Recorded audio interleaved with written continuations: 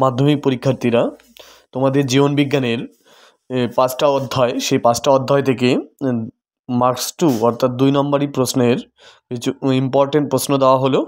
প্রথম অধ্যায় থেকে যে ইম্পর্টেন্ট প্রশ্ন সেটি হচ্ছে, পিটুইটারিকে প্রভুগ্রন্থি বা মাস্টার গ্ল্যান্ড বলে কেন? সহজাত এবং অর্জিত প্রতিবর্ত ক্রিয়া কাকে বলে?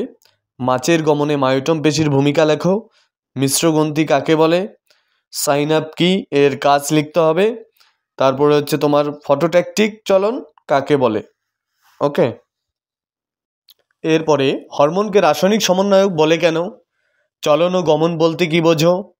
অন্তঃক্ষরা ও বহিঃক্ষরা গ্রন্থির মধ্যে পার্থক্য। হরমোনের ফিডব্যাক নিয়ন্ত্রণ কি? অ্যাড্রিনালিনকে আপৎকালীন বা জরুরিকালীন হরমোন কেন বলা হয়? অক্সিন হরমোনের দুটি কাজ লেখো। ফ্লাজলীয় গমন কাকে বলে? ট্রপিক ও ন্যাস্টিক চলনের মধ্যে পার্থক্য। হরমোনকে দ্বৈত নিয়ন্ত্রক কেন বলা হয়? এসব পড়তে হবে। এরপরে দ্বিতীয় অধ্যায় থেকে ক্রসিং ওভার কাকে বলে? ফিনোটাইপ ও জিনোটাইপ কাকে বলে? মাইক্রোপ্রোপাগেশন কাকে বলে? হ্যাপ্লয়েড ও ডিপ্লয়েড বলতে কি বোঝো? অযৌন জননের একটি সুবিধা ও একটি অসুবিধা লেখো। সাইটোকাইনেসিস কাকে বলে? বৃদ্ধির বিভিন্ন দশা সম্পর্কে আলোচনা করো। মাইক্রোপ্রোপাগেশনের দুটি সুবিধা লেখো। স্বপরাগযোগ ও ইতর পরাগযোগের পার্থক্য লেখো।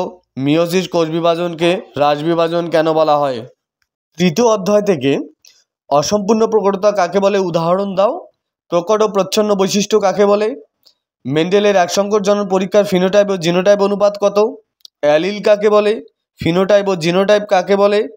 হোমোজাইগাস ও হেটেরোজাইগাস কাকে বলে? চতুর্থ অধ্যায় থেকে উটের জলক্ষয় কমানোর দুটি অভিযোজনগত বৈশিষ্ট্য।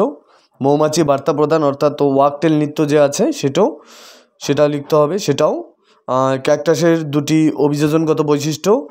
রুই মাছের পটকার গুরুত্ব লেখো। সংসস্ত অঙ্গ কাকে বলে উদাহরণ দাও, এটাও লিখতে হবে। অভিব্যক্তিতে জীবাশ্মের ভূমিকা। বায়োজেনেটিক সূত্র কাকে বলে?